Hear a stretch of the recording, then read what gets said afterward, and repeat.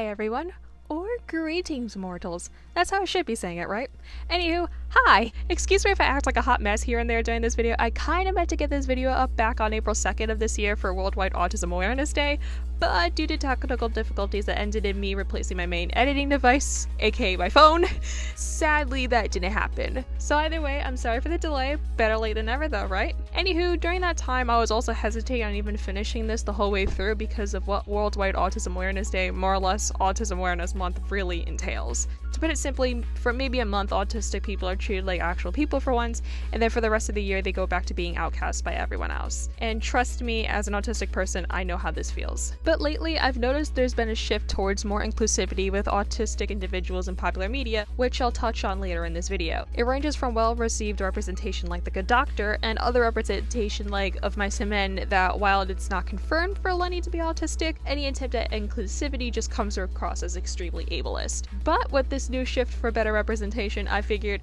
better candidate to talk about this than my favorite character in perhaps all of existence, Gundham Tanaka from Super Danganronpa 2 Goodbye Despair. I've talked about my love for this character here and there on different social medias, and here's a few examples of that, but it's on YouTube that I've never really gone completely in depth with him. And it's time I change that. I can't be doing all these video SAT spills forever, now can I? Although I do have a couple of those on the way, now that I think about it. And if you're wondering just what Danganronpa is or who in the hell this Gundham Tanaka guy is, allow me to fill you in, because believe it or not, this is going to be essential if we want to get a good look at my favorite boy. If you've already played Danganronpa and know all the ins and outs, you can skip here if you don't want to hear me ramble, but for everyone else, here we go!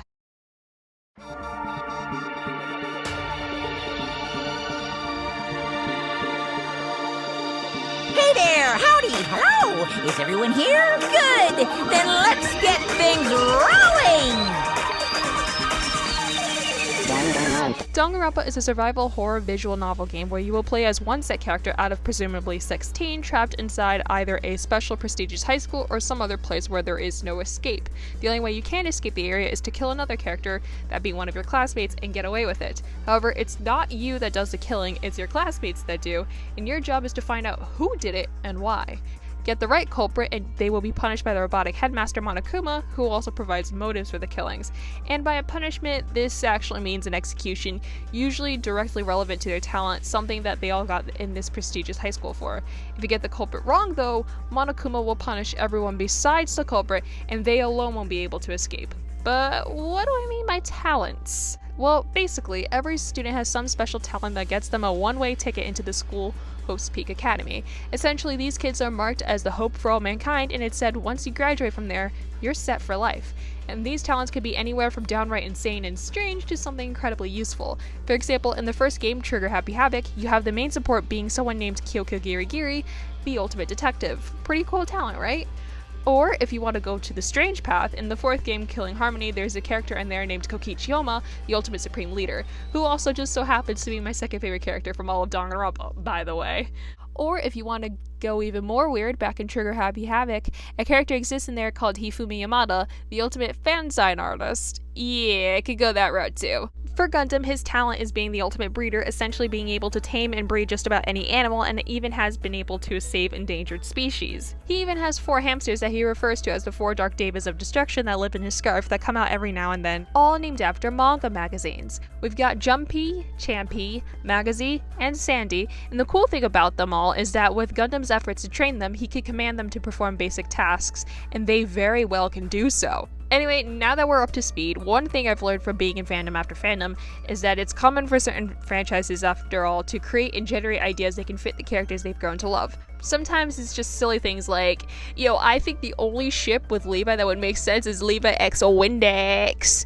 Ooh, which, by the way, I could totally see happening. Or it could be something more in-depth and perhaps more meaningful like this video and how I feel that Gundham Tanaka is autistic. Like I said, fans of characters who believe the character they love have autism usually try to prove this as well, as will I in just a bit, but it's usually only a few pieces of evidence from the official content or games or whatever it may be that shows autism could very well be prevalent with them. But with Gundham, I've never seen so many signs or really anything that fits so well into his character that also fits autism. Some people theorize that he has a personality disorder or some sort of god complex according to the fan wiki, and while all those are valid assumptions, I'd also argue that these would be incorrect given what I'm going to go through today. From his eccentric personality, his diverse vocabulary, his talent as a breeder, his actions in Chapter 4, and even him not wearing underwear as revealed in his free time events, I want to show how, for once, this is an autistic character done right. However, one last thing I want to do before we move on is just to make this disclaimer before there's any confusion with this. This entire video is just a headcanon that I and other people have. It is in no way confirmed or canon to the Danganronpa franchise, so please do not take it as such. Now that that's out of the way and out there, let us begin. But just so that we all have the same sort of understanding here, let's go over the obvious. What exactly is autism? In order to understand the subject at hand a bit better, and more so Gundham Tanaka a bit better, we're going to need to go through what autism really is. For this, I will be using what Mayo Clinic sees as autistic traits, as there are quite a few on there that very much apply towards Gundam. However, you will notice that there are certain traits that aren't mentioned on here that I will mention instead. I am not saying that Mayo Clinic is the best source to go to in regards to autism. As for that, I'd instead recommend a psychologist, someone trained in the field. But for the sake of convenience, I'll just be referring to this article and others instead. So let's get started. According to Mayo Clinic, autism spectrum disorder is a condition related to brain development that impacts how a person perceives and socializes with others, causing problems in social interaction and communication. The disorder also includes limited and repetitive patterns of behavior. The term spectrum in autism spectrum disorder refers to the wide range of symptoms and severity. Easy enough, right? It's an extremely common disability that, again, I myself have. Some people are diagnosed early in life, as young as 18 months, or as late as their young adulthood. For a reference, I was one of those people who was diagnosed extremely young, but everyone's different, So then how can you tell if someone has autism? Well, with every given illness or disorder or disability, whatever one it may be, there's usually a list of symptoms somewhere that could guide you into knowing for sure what is and what isn't that specific thing you're trying to see they have. And for autism, this works the same way. Again, according to Mayo Clinic, symptoms can include but are not limited to, and we'll start here with social communication and interaction. Fails to respond to his or her name or appears to not hear you at times. Resists cuddling and holding and seems to prefer playing alone, retreating into his or her own world. Has poor eye contact and lacks facial expression. Doesn't speak or has delayed speech or loses previous ability to say words or sentences. Can't start a conversation or keep one going, or only starts one to make requests or label items. Speaks with an abnormal tone or rhythm and may be using a sing-song voice or robot-like speech. Repeats words or phrases verbatim but doesn't understand how to use them. Doesn't appear to understand simple questions or directions. Doesn't express emotions or feelings and appears unaware to others' feelings. Doesn't point at or bring objects to share interests. Inappropriately approaches a social interaction by being passive, aggressive, or disruptive. Has difficulty recognizing nonverbal cues such as interpreting other people's facial expressions, body postures, or tone of voice. And for patterns of behavior, performs repetitive movements such as rocking, spinning, or hand flapping. Performs activities that could cause self-harm such as biting or headbanging. Develops specific routines or rituals and becomes disturbed at the slightest change. Has problems with coordination or has odd movements such as clumsiness or walking on toes, and has odd stiff or exaggerated body language. Is fascinated by the details of an object such as the spinning wheels of a toy car, but doesn't understand the overall purpose or function of the object. Is unusually sensitive to light, sound, or touch, yet may be indifferent to pain or temperature. Doesn't engage in imitative or make-believe play. Fixates on an object or activity with abnormal intensity or focus, and have specific food preferences such as eating only a few foods or refusing foods with a certain texture. Obviously, not everyone is going to have the same symptoms as someone else, as autism affects everyone differently. And just because someone has one or two traits doesn't automatically make them autistic, as I'm sure you'd know. But just what does this have to do with Gundam? How would I be able to tell if he's genuinely on the autism spectrum or not? Is there even proof at all to back up my headcanon claims up? Well, dear viewer, if you go through the game itself, you will see trait after trait after trait visible, and it becomes clear that Gundam might not be, say, a neurotypical like we might have thought he was. So strap yourselves in and hang on, because I'm going to take you down all the instances where the possibility of Gundam having autism becomes extremely high. Bearing in mind all of the autism traits we briefly listed and went over earlier, there are a lot of instances within the game where Gundam would showcase these traits. I've made a note of every scenario, at least I think that's all of them, where these traits are apparent both in the general gameplay and in the free time events. So why don't we begin? Let's start off with the general gameplay, and I think we'll start off right here. Has problems with coordination or has odd movement patterns such as clumsiness or walking on toes, and has odd, stiff, or exaggerated body language. Now this is the very first thing you'll ever notice with Gundam the second you talk to him. For anyone that doesn't know, you start off Super Danganronpa 2 Goodbye Despair by walking around with Nagito Kamayada, aka the crazy insane maniac that has a huge longing and desire for hope. So much so that he claims many times that he'd gladly be a stepping stone for it. Oh, and he's kinda cute, but I dig Kokichi a lot more. Nagito's alright, but Kokichi I feel has a bit more depth into him, but shh, don't tell nobody. Anyways, what you do immediately on this odd island setting is to go around introducing yourself, or Hajime Hinata, to the others around you. Hajime is able to meet some interesting faces throughout, like Chiaki Nanami, the ultimate gamer, Akane Owari, the ultimate gymnast, or Kazuichi Soda, the ultimate mechanic. You get the gist, and for the most part, everything seems to be going extremely well. But when you meet Gundham Tanaka at the airport in the island, immediately you are greeted with this. Who greets anyone like this on the regular? Who poses like this to someone they just met? Only my boy Gundam would do something like that. And throughout this interaction, this isn't the only pose you'll see him do. We got this one, this one, this one, and maybe this one too if you've really picked a nerve with him. Or this one if you're so on Nevermind and you hear the faint sounds of Kazuichi Soda crying in the distance. But that one's reserved for that occasion alone, so don't expect to see that one on the regular. Anywho, it's very clear that Gundam likes to just strike a pose to any newcomer in his path. He repeats these poses constantly in seemingly any circumstances. Meeting Hajime Hinata for the first time? Pose. Going to a cute family-friendly dinner with friends? Pose. Having a cute gamer girl help you find your lost earring? Pose. Using your big brain power to save your classmates? Pose. More on that last one later. But anyways, it's clear to see that Gundam greatly exaggerates his body language and posture, mainly to suit his villainous persona as he does roleplay as a warlock. So in order to suit the role, he's gotta act all extra. But sure, maybe striking a pose with every emotion you have can be a bit redundant, hence why it's more of a repetitive thing for him. And it also serves as one of the very staples to his character and why we all love him. Another reason I personally think he poses like this at any given moment whenever he deems fit is to better communicate what he's trying to say if his words aren't understood, as it can be difficult to understand him sometimes. And speaking of which, let's move on to the next trait. Speaks with an abnormal tone or rhythm and may use a sing-song voice or robot-like speech. And this, my friends, is the next aspect to Gundam that is a huge staple to his character. Not so much a sing-song voice or a monotone like Mayoclitic phrases it at the end, but just his general tone throughout the game is very much out of the norm considering everyone else featured in the game. To explain, when you meet Gundam for the first time, he tells Hajime to stay back if he values the fact that he's alive, but soon after welcomes him in, telling him who he is. But the way he does it is rather odd. Here, let's have a look.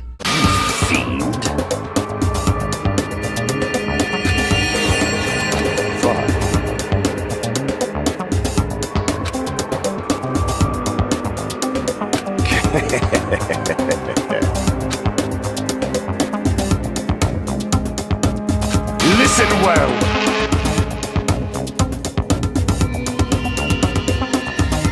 You may call me Gundham Tanaka. Remember it well, for it is the name that will one day rule this world. Ain't it a bit weird? Even myself as a Gundam Kinney can say his tone and the way he phrases things can be very strange, but then again, that's the reason I simp for him, so. It's Mr. MVP! Simp! Although my love and admiration for him has gotten to a point where I could pretty much look at any instance where Gundam speaks or interacts with someone and right away understand him and know what he's trying to say. Yeah, like I said, I'm a simp.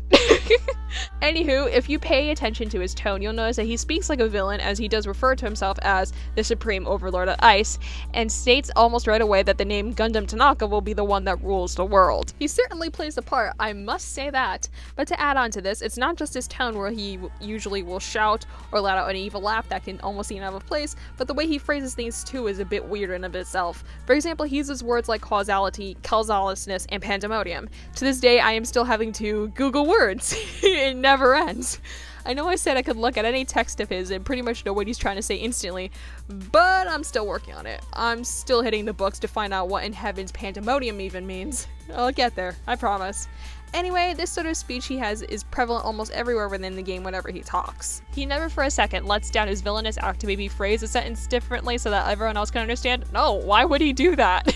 Hell, if you even play Shot Through the Heart event, you could see that he doesn't just talk like a villain, he literally thinks like one. He constantly speaks like this whenever he gives his input in a situation, and it just adds to the charm he has. Something Mayo Clinic doesn't actually bring up is the fact that it's an autistic trait to have a wide, diverse vocabulary, even using vocabulary that makes it hard for others to get you. Granted, a lot of his language is older and thus isn't used in our day and age, so for others to know automatically what causality means would be very impressive. However, it might not so much be his tone of voice or vocabulary that makes him hard for him to be understood. It can also be the way he does interact with others and how he handles talking to others as a whole, and thus, we move on to the next trait. Inappropriately approaches a social interaction by being passive, aggressive, or disruptive. Now, this is something that can be seen with almost any interaction with Gundam throughout the game, whether it be his first introduction to Hajime, or trying to outsmart Monokuma with his inner sass. What the hell?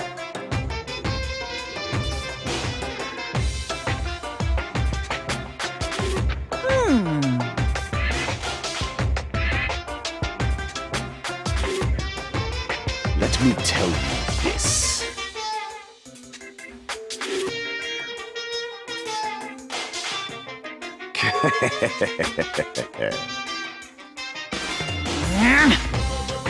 Nature, the collective will of the world. Burn in the fires of pandemonium! Yeah.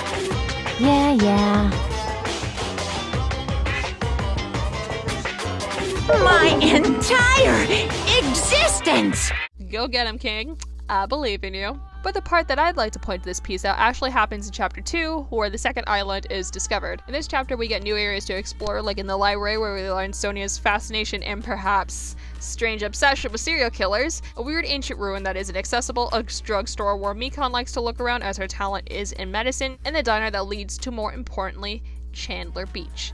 Chandler Beach is important for a lot of reasons, especially if you already played this game in full, but the main reason I mention this is because of what the ultimate princess, Sonia Nevermind, chooses to do.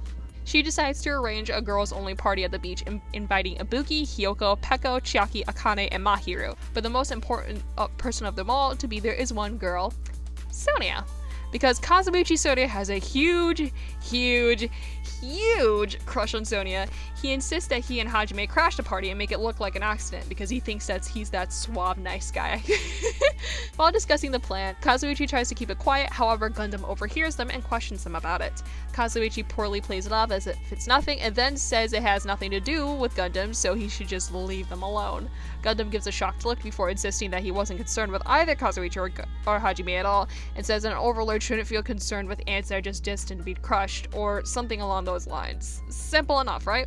However, if you interact with Gundam more throughout the chapter, you see that deep down, what came out of his mouth wasn't actually what he was feeling at all. It actually becomes more and more clear that he'd like to talk to Hajime and Kazuichi and everyone else, but he just doesn't know how to. If you talk to Gundam at any of these points, he'll tell you the same thing over and over again, that he didn't care what they did because all he wanted was silence and indifference. And to top it all off, he even looks to his Devas for comfort because in truth, those are the only friends he has. Hajime really was right. He does seem overall extremely lonely. Poor guy just wants a friend. He'll in fact say this so many times that in the investigation later that chapter, he says it again, looks to his Devas for solace, and even Hajime says it.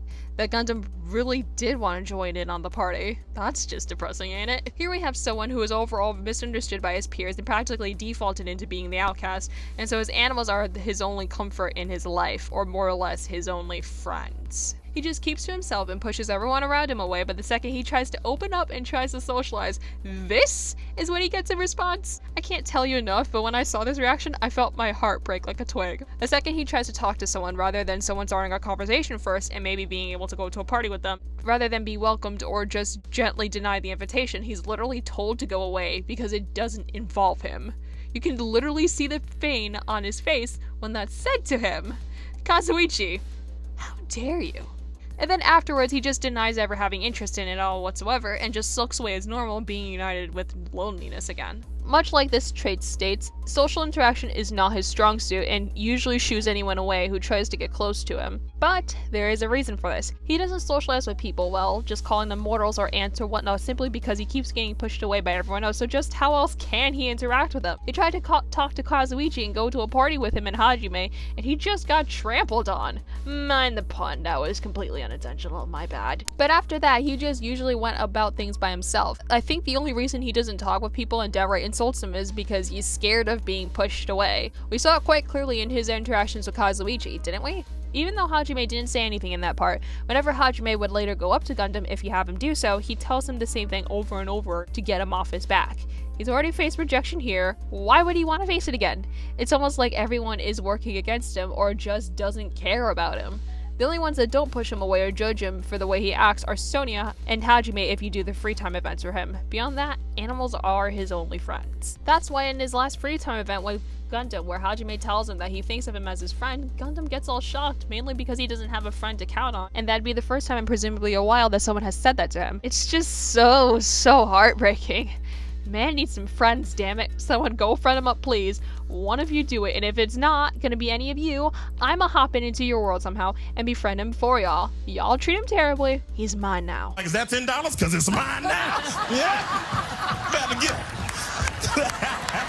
But anyway, yeah, this all definitely points towards autism. Wanting to interact with others, but just not knowing how to, so most of his interactions with others can be deemed by anyone else as inappropriate. I hope I explained that well. Moving along here, and actually, here's the final trait that is involved in the general gameplay. He's fascinated by the details of an object, such as the spinning wheels of a toy car, but doesn't understand the overall purpose or function of the object. Now, this actually can be found in Chapter 4 of the game, when all the students are trapped within the funhouse. The kids decide to split up and search the area to look for an exit, and Gundam, finally having a friend that doesn't push him away, always goes off with Sonia, much to Kazuichi's annoyance. This happened a couple of times, and when they came back to report their findings, most of them came dry. Akane mentioned how there was no food to be found, Fuyuhiko brought up how there were guest houses in the grape house similar to that of Strawberry House, and so on. But with Gundam, what did he find? Oh, just the greatest discovery of all time, of course. Recalling Monokuma's words, he found a ship part within the funhouse, and it's just not any ship part, it's a motor.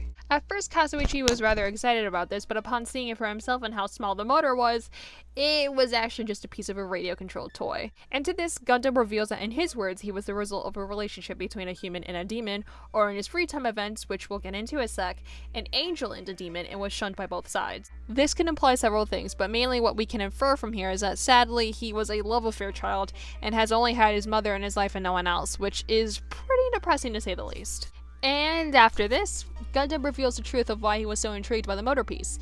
It was literally because no one has ever bought him a toy before.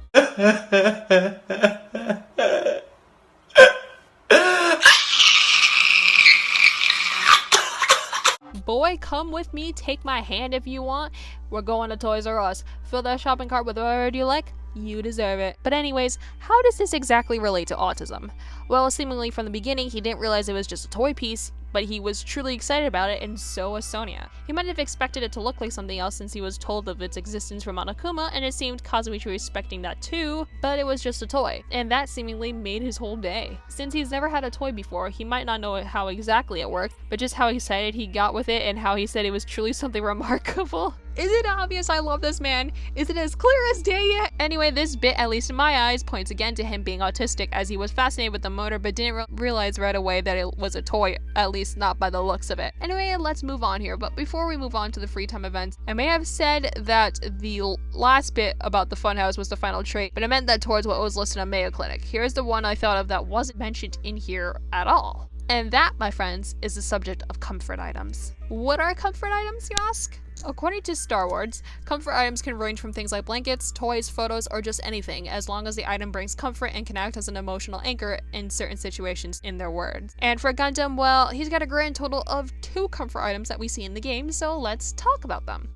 In Chapter 1 of the game, after the first body discovery is made and Monokuma announces the investigation to start following a class trial, it is revealed that Gundam has lost his earring. As part of his design, he wears one earring on his right here that he refers to as the Hellhound's earring, and he wears this all the time. If you talk to Gundam about it, he tells you that he obtained it as a prize from taming a Pomerania, which I find to be adorable, but that's not the main thing here. Throughout this conversation, Gundam is incredibly stressed and upset with the fact that he lost the earring. Hajime tells him to look underneath the floorboards, and he does, only to see that it is on the table from where he's standing. Hajime then says he could try and go without it since it's just an earring, to which Gundam stresses that the world would literally collapse if he didn't obtain his earring quickly. He states the interaction was foolish, mainly that it was foolish of him to think Hajime would understand the importance of the Hellhound earring, and he leaves, stating that he must go save the world.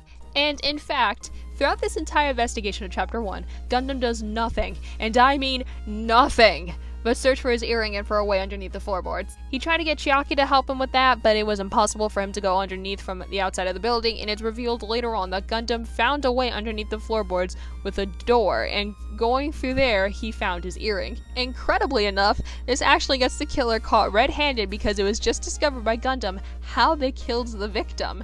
They had to go underneath the floorboards to do so. It really seems like Gundam really has his priorities straight. The fandom wiki sadly disagrees with me and says that this is an instance where Gundam thinks too highly of himself or whatnot, but obviously I'd argue otherwise to this. Why? Because they're wrong. I'm just kidding. Don't listen to me on that. If you think about how devastated he is to be without his earring and the great lengths he took to get it back, then it's clear to see how much this earring means to him. I actually have a whole headcanon for this, by the way, but I think that'd be wiser to do in another video. If y'all would be down for it, let me know and maybe I'll do something with it. But anyways, it's shown that this earring does give him some sort of peace, something that if separated from, all hell would break loose. So that's comfort item number 1. The other comfort item is actually his scarf. Another part of his design is his incredibly long scarf, though unlike the Hellhound earring, we actually don't know too much about it. We don't know how he got it or why he wears it all the time, but it's implied that it also serves to be some sort of comfort for him. If he's flustered about something or happens to blush at Sonia's compliments, Gundam's natural instinct is actually to hide into his scarf. It's kinda cute. He also will hide into his scarf, though not as obviously if he's hesitant about something, which we can see throughout the game that at times this can be the case. We even see with some of the kids at the very beginning of the game playing in the beach, and while most of the kids are in the water, Gundam is off in the distance building a sandcastle for his devas. But what do we see here? That's right, his scarf. Just why would he need to bring a scarf with him if he's gonna play in the sand? He's already dressed good for the occasion, just going out in some shorts, but why bring a heavy, hot scarf with you? Hell, even for the new game Danganronpa S that involves a summer camp, part of Gundam's design is his scarf. Just why would you want that on a hot summer day? From what I've seen, Gundam doesn't really react to temperature and isn't sensitive to his rise or decline, as in this game takes place in a tropical island, and here he is, all bundled and layered up. Which, by the way, also stems to autism, but back to my point.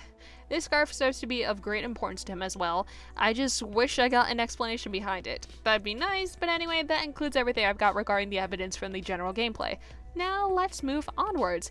Here's what you'll find with his free time events in the order that you'll discover them in. Starting with this one. Performs repetitive movements such as rocking, spinning, or hand flapping. If you're thinking that I'm referring to the poses he makes and how he always will make those specific poses and wondering why I'm touching base on that again, you're actually incorrect on this one. Because what I'm referring to here is actually just Gundam's cottage that we're able to enter if A, he's inside there during the free time event, or B, it's a final free time event and we're not in the funhouse. But anyways, to get to where I'm going with and why I say this trait applies to Gundam, let's have a look around. Let's see, we see numerous pentagrams all around his room, which can easily point to him liking the look of it or pattern of it, perhaps as a stim as it has been theorized to be in the past. We see a giant hamster cage, as expected of him since he's got 4 cute little fur balls to take care of, some books on the ground, maybe about black magic or animals, and wait, hold on, what is it that we see over here in the middle of the room next to the books? A rocking chair. Rocking is usually associated with young autistic children who are more severe on the spectrum, but following treatment and therapy usually can grow out of it. But we can see for Gundam, this didn't quite work out. Instead, he just rocks whenever he's alone in a way that I guess wouldn't make him look strange, though I don't think he cared too much of what others would say if he were to rock back and forth at any given moment. But anyway, we can see at least in this sense, with anything regarding to the vestibular sense, he still rocks back and forth and has to move in some way, perhaps to stem. So the trait that the person in question will perform repetitive movements and using rocking as an example definitely applies to Gundam. Let's move forward to the next one. Has specific food preferences, such as eating only a few foods or refusing foods with a certain texture. This is actually something you learn specifically in his 4th free time event. Gundam will tell Hajime not to get any closer with him because his blood has poison so powerful that if any human were to get close to him or touch him, they would surely wither away and die. Hajime asks if that just meant that Gundam was thinking about him, and of course Gundam tells him not to get ahead of himself because like hell he'd ever confess to that. But Hajime becomes curious as to what Gundam would mean by his blood being poisonous, and you are presented with these 3 options. Answer correctly and you'll get this as a response.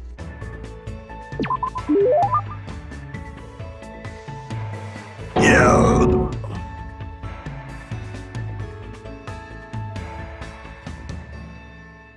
Impossible!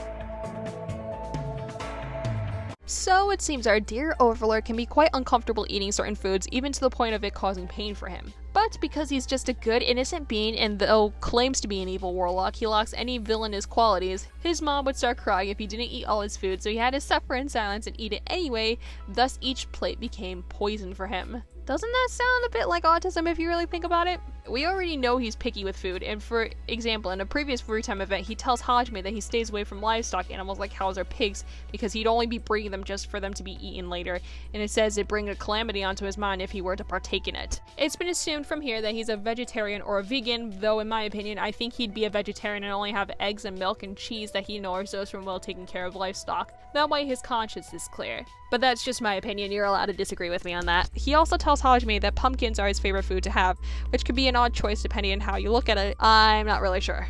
But anyways, Gundam clearly has some taste sensitivity that prevents him from eating certain foods, or at least prevents him from enjoying them. It makes sense why eating his mother's food was difficult for him, considering that. But the fact that he's still obliged and went along with it so that his mom wouldn't be upset, it really warms my heart. Moving on to the next one. Resists cuddling and holding and seems to prefer playing alone, retreating into his or her own world. And where is this found? In the exact same free time event. It's brought up shortly after learning the origins of Gundam's ever-flowing poison that he still wouldn't want to be touched by anyone, as that would mean certain death for them. Hajime thinks that something quite like that would be quite lonely, and honestly, I agree. Everyone should get hugs every now and then, I think. But anyway. Hajime then asks if Gundam would ever hold hands with classmates or dance with them in PE, and here's what we got as an answer for that. Fine.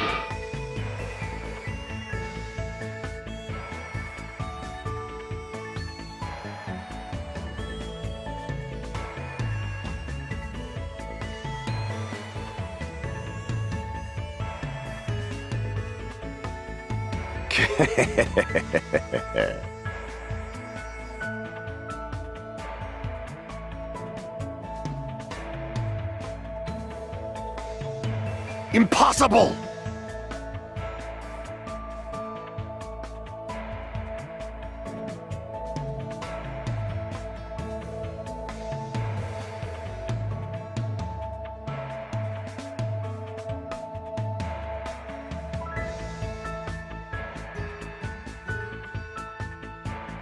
See, Gundam is so sensitive to touch that he'd do anything to avoid it, even pretending to be ill so that other students would think he's caught something, so they stay away from him, and he could stay closer to the teacher. Also because he doesn't participate in dances, because in his words, those are for summoning evil deities, which could maybe imply he wouldn't partake in one specifically involving nursery rhymes, at least that's the way I took it, as usually those are known to have incredibly dark and twisted meanings. But if you think about maybe one of them, like Ring Around the Rosie, you know that you're supposed to just spin around in a circle, you know, holding hands, which is something Gundam would try to avoid at all costs.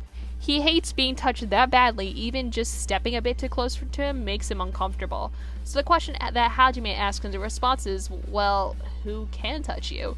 And to that he says that it can only be someone who has powers equivalent to his own, or as we found out in the last free time event, his singularity, which can imply that he only allows physical contact with the ones that he deeply values and appreciates. But even with that in mind, remember how at the very end of the last free time event, Gundam tells Hajime to lend him his hand and he makes a contract with him, telling him that he would not allow him to die without his permission. Remember this for later, because that will be important. Anywho, even though Gundam's the only one that told Hajime to lend out his hand to him, did you notice anything weird about that interaction? Even though he's the one initiating the contact, Gundam still hesitated to grab his hand. Even though Gundam said that the only ones who can actually touch him due to how much he hates physical contact are the ones having powers or singularities, just anyone that's incredibly important to him, he still hesitated. It goes to show that even so, he doesn't like the idea of being held or holding someone else, and that's okay. But that's just another trait of his that matches up to autism. And for one last thing that can be found in his free time events, here's another trait that's actually something Mayo Clinic never mentioned in their article. It's commonly said that some autistic people are more sensitive to things than others, especially with the senses of taste or hearing, for example. But something that should be brought up is more sensitivity to touch. And while we did touch base on why Gundam hates being touched or having physical contact with anyone, we haven't touched on just one thing: the very last bit of the free time events. Once you complete a free time event, you are usually rewarded with some skill in the person's undergarments. You can check your items later and read on about them if you like. However, with Gundam, this goes very differently than any new Dangan player would expect.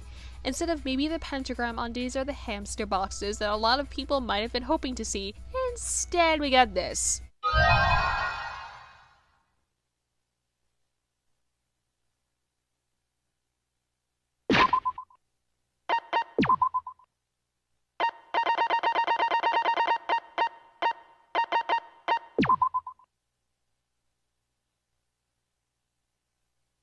That's right, nothing.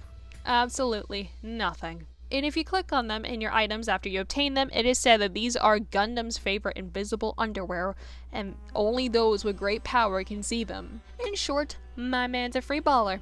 Ain't no Gundies to see here. In fact, this isn't the only time in Danganronpa where this is mentioned. In New Danganronpa V3 Killing Harmony, there's a bonus mode in the game called Ultimate Talent Development Plan, where you play as any character from Trigger Happy Havoc, Goodbye Despair, or Killing Harmony, and can see everyone interact with each other. And if you play as one of my favorite characters, Miyu Iruma, the Ultimate Inventor, then if you pick your options carefully, you might be able to get this scene where Miyu takes out her ray gun that has this strange ability to teleport underwear, and she tries to use this on Gundam.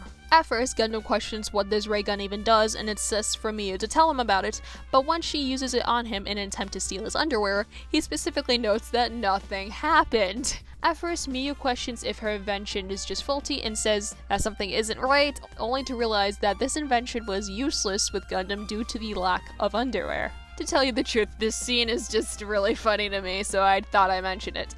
But you might be thinking, just what does this have to do with anything? Well, let me tell you. While researching for this video, I stumbled upon this article from a mom whose son is extremely hyposensitive to certain types of clothing. I won't go into too much detail with it. If you want to know all about it, I'll leave a link in the description if you want to go check it out. But she writes on how sometimes it can be frustrating to parent a child and bear patience with them when they may have meltdowns over a pair of socks, but she brings out how every parent should keep in mind just how unbearingly uncomfortable it has to be for the child. Sometimes certain clothes can cause mixed sensory signals that their brain can't all process, and thus their sensory gets overloaded and a meltdown ensues. So if we think about that for a second, remember how Gundam would react to touch even if it was just holding hands with somebody? It seemed clear enough that it was physically painful for him, just as it was also painful for him to eat his mother's bad cooking.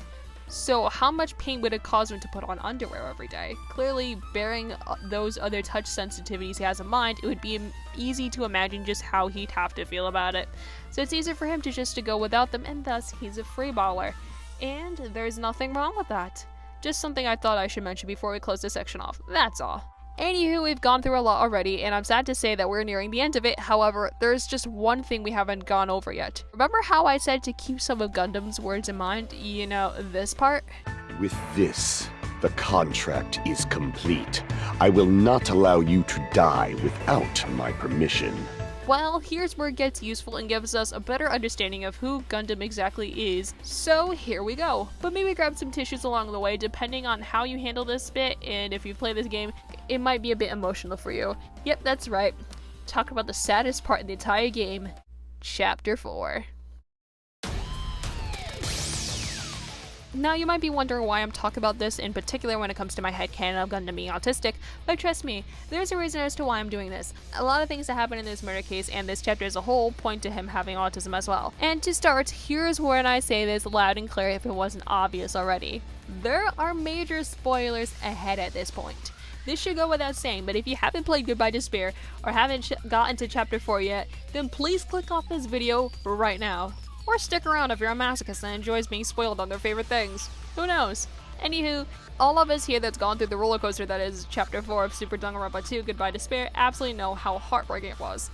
Monokuma traps the kids in the funhouse on the 4th island. Monokuma assigns a motive that no one can escape until someone kills someone, and he deprives him of food in the process. 3 days later, murder occurs in the blackened is Gundam while the victim is Nekomaru, and the motive is revealed that Gundam and Nekomaru dueled with each other and agreed that the survivor would be the one to aid in everyone's escape, and both Gundam and Nekomaru would act as essential sacrifices. Who didn't feel depressed while playing through that? I did. Anywho, the main thing I want to bring up here is actually one last autism trait, which is yet again something that Mayo Clinic doesn't have included in their report. And that, my friends, is above average intelligence. We can't, I guess, pinpoint as to how intelligent Gundam is or give him an exact IQ score only going by his behavior in the game. However, it can be said that he is extremely smart. So smart, in fact, that aside from Chapter 5 of New Danganronpa V3 Killing Harmony, Gundam single-handedly created the most complex murder in all of Danganronpa. I mean, think about it. Basically, within the Strawberry House, there's this room that exists in there called the Final Dead Room, where if you complete it, you get a reward and are able to obtain the ultimate weapon. At first, the ultimate weapon was just theorized to be the exit. However, when you get to play as Nagito for a change, you must first complete an escape room and after that play Russian roulette. Now, I'm sure all of you are familiar as to what Russian roulette is, but just in case for anyone new, basically you have a gun with an empty cylinder.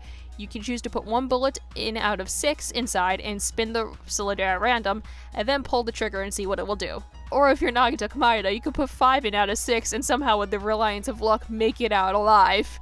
But once this is done, you were greeted with Monokuma and a heaven's load of weapons, all of which that can be used against anyone at any given point. But as noted by Nagito, none of what was presented to him seemed to serve as the ultimate weapon. It wasn't until he looked outside the window that he found out just what the ultimate weapon was. It was actually the secret of the funhouse. The funhouse itself was the ultimate weapon, and allow me to explain that. Basically, from the start of Chapter 4, you are led to believe that Strawberry House and Grape House are 2 separate buildings, given the layout and Monokuma's words about the contact elevator, specifically that it was designed to move horizontally, not vertically. Each house has 3 different floors, an elevator, and a tower at the side. Depending on which house you're in, this can either be at your left or your right. Because of this, and a test that was done with leaving a student handbook inside the tower, it was concluded that Strawberry House and Grape House were 2 separate buildings facing the opposite direction, with the same tower in the middle, the buildings sharing them. However, this would be the first mistake into the true complexity of the murder of Nekomaru Nidai. In actuality, the true layout of the funhouse is this.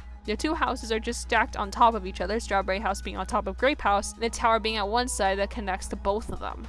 The elevator will move horizontally, but more in a curve upwards and downwards instead of just straight across like Monokuma implies. Ain't that something? And the only way to even know this is to clear the Final Dead Room, which just shows right away how intelligent Gundam has to be to even clear an escape room on his own, clear Russian roulette, and discover this secret and use it to his best benefit. And so you might be asking, just how did Nekomaru Nidai die that makes this all so remarkable? To go over briefly, Nekomaru Nidai, in notably mech form, was killed in the tower in a seemingly brutal way, having his limbs detached and even being beheaded with oil all over the floor. He appeared to be tied up somehow with wire and some chains, and in the distance a mallet was placed in the ground, although it was too clean to be deemed a murder weapon. The murder weapon for this too was the funhouse. It's clear to see that Gundam discovered this secret faster than anyone else could, and he used this to his advantage. All he took from the Final Dead Room was a wire, a mallet, and a chain. But none of those tools is actually what killed Nekomaru. The funhouse is what killed him. We've seen all sorts of murder weapons that could be used, like metal bats, knives, even a hydraulic press, but to use a building as the murder weapon? Now that's some top tier level skill right there. So then, just how did Gundam pull this off? Well, to start, once you complete the Final Dead Room, you are rewarded with a secret passage that can get you between Strawberry House and Grape House without having to use the elevator. Since Gundam had this ace up his sleeve, the very first thing he did was destroy the controls of the elevator. That way some people would be stuck with no way to get to the crime scene, therefore a proper investigation couldn't be conducted. Who was trapped exactly? Well, everyone really. See, each tower only had a few guest rooms each, so not everyone could have stayed in one house and stayed together, so the kids all had to split up. The girls, Sonia, Akane, and Chiaki decided to sleep in Grape House, and Hajime had to join them because of the lack of the room in Strawberry House. And speaking of Strawberry House, the boys excluding Hajime decided to stay over there, which would be Nekomaru, Fuyuhiko, Kazuichi, Nagito, and best boy Gundam. So, knowing this arrangement, Gundam purposely messed with the elevator as it was everyone else's only means of transportation between the houses. Another thing Gundam did to make sure that no one else could access the tower of Nekomaru's robot remains was bust the button that would open and allow you to enter from Grape Tower. Each house has a tunnel with a button on one side of the door, which when pressed would open would go from one side, and that would change themes depending on where you were entering it from. And you could only go through one house at a time to get to the tower. Both entrances can't be used at the same time. So by busting the button as well, he very much made it so that the boys couldn't investigate at all. Genius, right? We haven't even gotten to the good parts yet, so let's keep going. before busting the button at Strawberry's side. As he did that later, he went through both Strawberry and Grape House and turned the clocks behind by 2 hours. And by the clocks, I mean all the clocks. Why did he do this, you ask? Well, because Monokuma's an ass and really likes to torture children because that's just his MO, he set up a little something called Monokuma Tai Chi. The kids were supposed to partake in at the tower every morning at 7. This might have been seen as a way that the kids could stretch their starving muscles, but really this was just all to make them even hungrier so they'd get even more desperate for a way out and act on it. Conveniently with Nekomaru, he had a few aces up in his sleeve because 1, at this point he was a robot, and 2, he had a bunch of functions installed in him that could be seen as useless. However, one of them was that he had a wireless clock installed within him so he'd know the true time no matter what. Because of the good guy Nekomaru is, he would never skip out on Monokuma Tai Chi, so he still went to the tower at 7 per usual, but to his surprise, he was the only one that showed up with Gundam waiting for him inside. Because Gundam had changed all the clocks in both towers, it was presumed that it was 5 AM, not 7 AM. So using that, he successfully lured Nekomaru into the tower to take him out. As I mentioned earlier, Gundam and Nekomaru had an all-grand, all-out duel between each other, and whoever lives wins. Truthfully, I don't think Gundam would have stood a chance to Nekomaru, especially in mech form, but he still went on with fighting him, and at the end he pulled probably one of his last, or perhaps one of the greatest ace cards he had. Remember earlier when I talked about who Gundam is and what his talent is? Well, as a quick reminder, it's that he can tame and breed practically any animal and command them at will. And he does this already with 4 little hamsters that live in his scarf, usually just to show off or impress Sonia or something, but in this case, it's a little bit different. Like I said, there's no way that Gundam could have possibly beaten Nekomaru given the many advantages Nekomaru had over Gundam, so at last resort, Gundam secretly commanded his Devas to press a button at the back of Nekomaru. It's called the Good Night button, or a power off button, of course. Don't all electrical appliances have one? In this case, Gundam was able to turn Nekomaru off for the time being, making him lose the fight in that way. Next, Gundam tied Nekomaru up in a wire and chain, and he tied them to the doorknob. Why would he do this, you ask? Well, remember how the fun house is set up? You know, where both houses are just stacked on top of each other, and the tower is the same tower instead of 2 separate ones, and that could only be accessed through one side at a time? Well, another secret to that tower is that the floor underneath acts as an elevator as well, and will rise or fall depending on which house you enter it from. Because they were in Strawberry House, therefore Strawberry Tower when all of this happened, all Gundam had to do was wire him to the doorknob and leave the tower before destroying the button. Next, he went back to the tower, but this time through Grape House, now the only accessible side, to see if his setup was a success. This being that while the crime scene was made to look like Nekomaru had been beaten to his destruction, but in actuality, Nekomaru had just fallen 4 stories and that's what killed him, ultimately using the funhouse as the murder weapon and nothing else. Yeah, this is big brain time. Anywho, next Gundam went to Strawberry House using the secret passage from there and went to try and secure an alibi, which he was able to do for the most part. However, and this is probably the only fault in this plan that he couldn't do anything about, was that Fuyuhiko was still awake and was in the lounge area. So Gundam couldn't retreat back to his room without causing suspicion to be casted onto him. But because Gundam was with Fuyuhiko and Kazuichi at this point, it seems like he had a solid alibi, when in actuality he was the one that committed the crime. Effing solid. And let me remind you all when I say this, he did all of this while fighting starvation. In truth, I cannot think of anyone else who could have pulled this off. With the amount of skill and precision and general intelligence someone needs to have in order to even carry out this sort of murder, I can't think of anyone else who could do it other than Gundam. And the fact that he came up with all of this and carried this all out on an empty stomach is incredible. So you may be asking, well, why did he go so far as to kill someone? Why did he do it?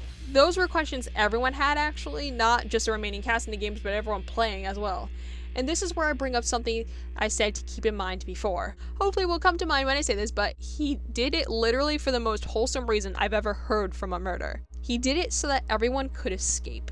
In Gundam's own words, after he was found out to be the killer, he said he observed how devastated everyone was when they found out they would be trapped in the funhouse with nothing to eat until a murder occurred. And he's absolutely right about this too. Hajime said at this point that he couldn't kill anyone at all, and he'd rather starve to death with his friends. It seemed like everyone had given up on any will they had to keep living. But in Gundam's iconic line, giving up on life is just an insult to life itself. He couldn't stand people that, despite what he might have said in the past, he genuinely cared about, and so he devised a plan so that he and Nekomaru could act as the sacrifices necessary for everyone else's survival and escape. What a hero.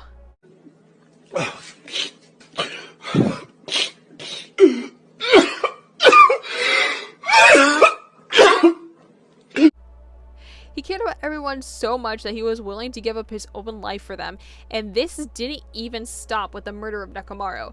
It carried on to his execution as well, where he made a magic circle in order to protect his devas from any harm, which did end up working. He didn't even try to protect himself, and he faced his execution without fear. And when it comes to that execution, I haven't seen many reactions where people were heartbroken or sobbing their eyes out. It was heartbreaking. Except for me. I'm kind of a sadist when it comes to my favorite characters, so I just watched his execution expecting to be devastated, but I thought it wasn't brutal enough. Does that make me a bad person? I just thought it could be worse.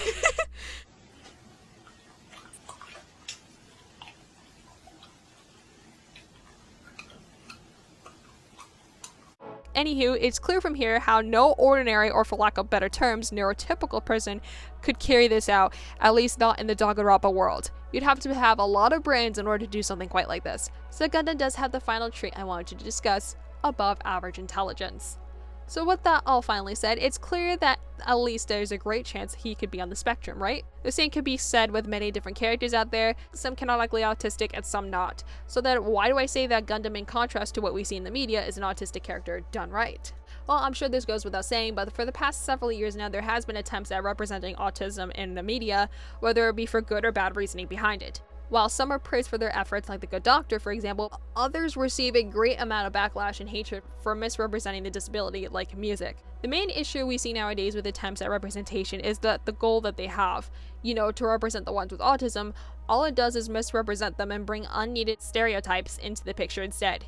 I looked into this a bit, and according to applied behavior analysis programs, a lot of movies and such will promote autism stereotypes like the mute or the savant, or even try to advocate for a cure for autism, something that we shouldn't even be looking for because there is no cure at all. And I know that even if there was a cure, I wouldn't want it. Essentially, a lot of attempts at representation all mimic the same falsities into them, and thus falsely informs the general public so that they think they know how autism works, but in actuality they know nothing at all. There are some exclusions to this, of course. However, I've seen a lot of need for positive representation in the media for characters with autism. And while it's not confirmed to canon, Gundam fits it all so perfectly. He's shown to break a lot of the stereotypes that most autistic characters in the media have, like being extremely vocal and in character to his persona, while the stereotypes is for him to be nonverbal, or how he's skilled in multiple different areas, though the stereotype is that he'd only be skilled at one thing while everything else is lacking, like savant syndrome implies. And the list goes on from here. Repeatedly, Gundam shatters every stereotype I've seen for autistic characters, and everything I've discussed shows how well thought out he was and how there's so much to him. Having more than one talent, being extremely intelligent, his huge amount of courage he had to have carried out his murder plan for the sake of everyone else when some people didn't even care about him, there's just so much to him, more character per se than any other autistic character in the media.